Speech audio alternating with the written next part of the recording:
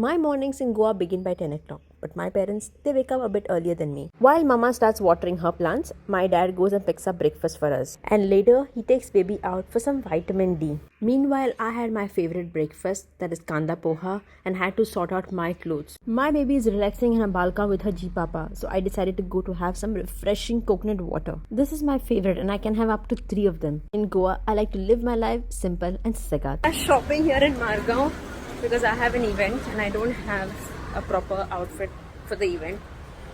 So we come shop. And also my cousin's wedding is there.